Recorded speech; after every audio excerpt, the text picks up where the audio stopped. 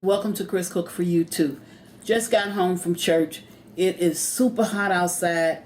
Hair's droopy. Haven't changed my clothes yet, but I wanted to do something that's simple. I didn't want to cook a lot of food today because it is extremely hot here in Virginia. So I'm going to do something that I know will be a very, very good, delicious meal, but it's quick, fast, and in a hurry. Now, there's, a lot of people talk about my cooking and say that it's really good cooking. And I'm glad that God has blessed me with, taste buds that I can really taste and determine, what to me is good and not.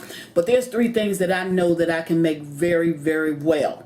And that is the sub sandwich, which I'm going to make today, chicken and noodles, and chicken salad. Those are the three dishes that I make that I just really think I could win a contest with. So today I'm going to be doing sub sandwiches. That's what we're gonna have for dinner. That's right, we're gonna have sandwiches and chips. Don't need to do a whole lot of cooking. I can make it very light. If you try this sandwich one time, you're gonna be hooked on it the way that I do it, and you will always go back again and again to this particular sandwich. So let's get started. Here we have Wesson oil. And that's the juices that you see. When they say oil and vinegar, this is primarily the oil that they use. They use Wesson oil and they use vinegar. Now, the ratio Wesson oil to vinegar is 5 parts to 1 part. So whatever you do, 5 parts of the Wesson oil and only 1 part of vinegar will make your vinegar and oil that goes on your sub sandwich. Then I have ham. But you can use any type of meat that you want. And this is just a Walmart day because everything, I just stopped at Walmart and got everything that I need for this sandwich. So you got your ham. I like white American cheese. I got white American cheese, pickles, oregano, onion, tomato, lettuce. And this is Bertilio bread, and it's sold at Walmart. Trick to a very good sandwich, make certain that you get fresh bread. See that bread? That bread is very fresh. So you want fresh bread. Another trick to a good sandwich, making certain that your cheese and your meats are sliced very thin. You don't want thick meats on a sub sandwich. You don't want that because it's too gooey in your mouth. So the thinner your meat, the better your sandwich is going to be. The fresher your bread, the better your sandwich is going to be. Now I'm going to go away and cut up these condiments, and when I get all the condiments already cut up, I'm going to come back and put this sandwich together for you. Now this is a quick, fast, and in a hurry meal, but I guarantee you it's going to feel that hunger spot in your stomach. Your day will be free. You can do whatever it is you like, but you will enjoy, you will love this sandwich. One other thing, even if you don't want to use this Bertilio's bread, this is the best one. Walmart sell it. It's $1.88 for 6 of them in a pack. A Kaiser roll is still a good choice of breads to use for this type of sandwich because it has that elasticity in it and it'll stretch, and that's what you need when you're making this type of a sandwich. So I'm going to go away and I'll be right back. I want to give you a close-up of this bread in case you're going to get it. You'll see exactly what the name is and the purchase price of it. Okay, and this is the pack of ham. This ham is thinly sliced, but it's a Walmart brand of ham, cooked ham. They got cooked ham and honey ham. I prefer the cooked ham, and it's about 30 slices in here. So you can make a good, I'm going to make 18 sandwiches with it. So you could do the same. And I had some leftover turkey because, I must confess, we had these sandwiches yesterday, and they were so good until I decided to do a repeat of it today. So I want to show you 2 additional things that I added. This is a crushed red pepper. Let me show it to you. It's a crushed hot red pepper. And this is also sold in Walmart. You can get this in Walmart. And this is a pepperoncini. That's the name of it, pepperoncini. and that's what it looks like. And that's also sold in Walmart, and those are two things that we add to the sandwich. Now, I've cut up some of the bread, but I'm just going to show you how to cut up this. This is your roll. You're going to take it, start at that edge right down there, and you're going to cut it in half. Okay, now I'm going to do it again. Now, I have a lot of sandwiches to make. I'm just going to show you a couple of sandwiches, how to do a couple of them. And then I'm going to go away and prepare what I call my Sunday dinner for today. When you cut this roll in half, see the sides? And see it cut in half. Okay, that's how you start to make your sandwich. And normally I do it like an assembly line, but today I'm just going to do these two in order for you to see it. Now, if this was French bread, because I know a lot of people do make this sandwich with French bread. If this was French bread, you would take out some of this inner. Okay, I'm just going to pull up just a little bit. You would take that out because your sandwich, when you use French bread, there's a lot of inner dough and it's too chewy and too gooey. So if this was French bread, you would take it out. Now, because this is the Bertillio roll, you don't have to take it out because the bread is not that big to begin with. So let's get started. Now, we're going to take some vinegar and oil, and we're going to sprinkle it just a little bit down on top and bottom of the bread.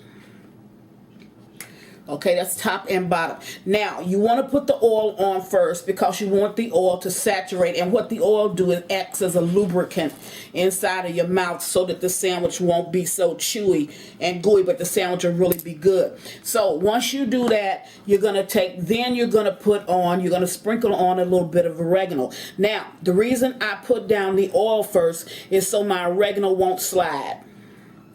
Because if you put down the oregano first, when you hit it with the oil, it's going to slide. You don't want your oregano to slide. So you put down your oil, then you put down your oregano. Then you sit your two top pieces to the side. And normally I would be doing like 6 sandwiches at a time. I took this cheese and this is one slice of cheese, and I cut it in half in triangle form. Okay? That's the way it's cut. And you want to take and put a slice at the top, and you want to put a slice at the bottom, just like that. Okay, so I just put the end pieces back to back here. If you want to straighten them out, you can, but you really don't have to do that. Okay, and that looks like a whole piece of cheese is on this roll, and the reason is because the roll is oval shaped. So you want to cover it with a piece of cheese. You don't need a lot of cheese. You only need one slice of cheese for this particular sandwich. Then you want to take and you want to put your meat on top of it. Now, we're using 2.5 pieces of meat. That's 1 piece of ham, and see that ham is thinly sliced? That's 1 piece of ham that goes down on the bread. Okay? Put 1 piece on both. Then I'm going to take the second piece of ham. I'm going to cut it diagonally like I did the cheese. I'm going to put a piece at the top and let it overlap off the bread. I'm going to put a piece at the bottom. Let it overlap off the bread. I'll show you again. I'll put a piece at the top, let it overlap off the bread. I'll put a piece at the bottom, and I'll let it overlap off the bread. Now, we're using 2.5 pieces of meat. So far, we got the whole piece at the bottom, a piece that I cut in half at the top, that's 2, and I'm going to take and put 1 slice down the middle. And this is just cut turkey. I took my turkey and I cut it in half. If you want to use all ham, all turkey, all salami, do whatever it is that you want to do. I just had this extra meat in my refrigerator, so I'm using it. I had it from yesterday. So I just took a half a slice and I put it dead down the center. That is all the meat you need. because you don't want to make this sandwich too gooey. And if you make it like I said, make it, this is a delicious sandwich. Next, I'm going to put on, here I have sliced up my tomatoes, and my tomatoes are thinly sliced. Only thing I did was took the tomato, sliced it in half, and then I cut each side down. So I only need one tomato to make all these sandwiches. So I'm gonna put a piece of tomato at the top and a piece at the bottom.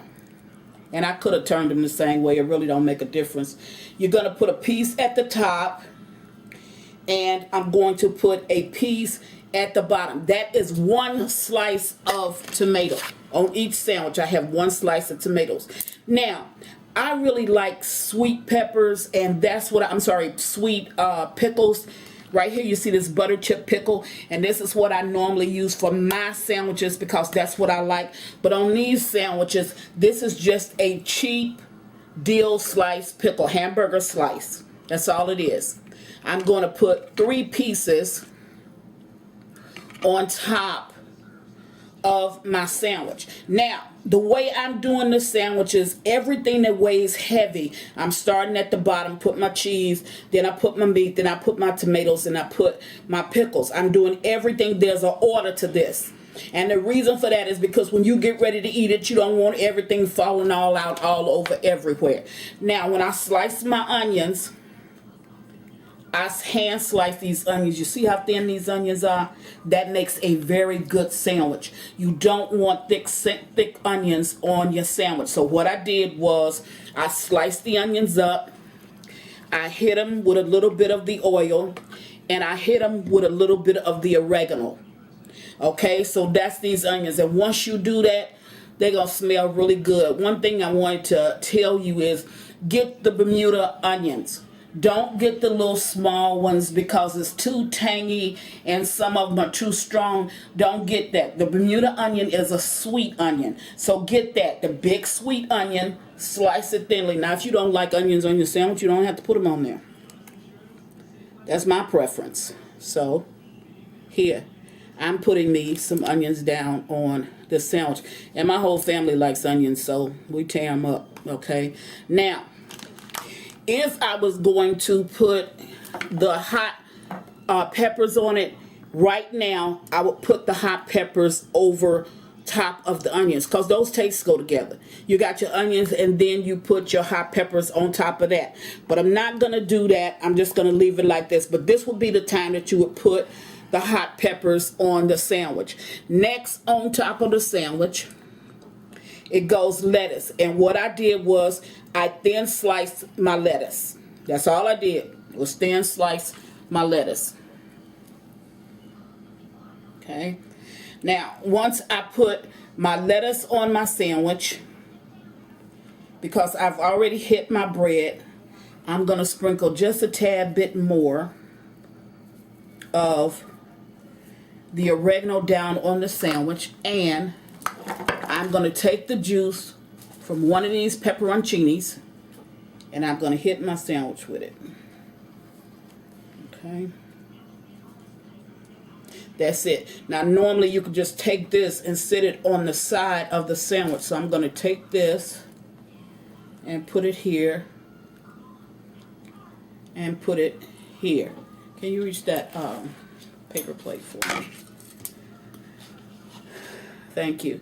And we're going to make this Sunday real simple because we're not going to even wash dishes. I'm going to take this sandwich. I'm going to cut it diagonally. This is 2 sandwiches. The smaller kids, of course, they will only get the 2 sandwiches. And then if they should choose to want another, they can get it. But for, you know, the older people in my family, and I always cut my sandwiches on an angle because it gives the delusion that you have a bigger sandwich when really you don't. And when you overlap your ham or whatever meat you're going to use off of your sandwiches, it gives the delusion that you have more meat than you actually have. And this is the way that they do it in your sub shop. So I'm going to take this and put it down on the plate. And once I get it down on the plate,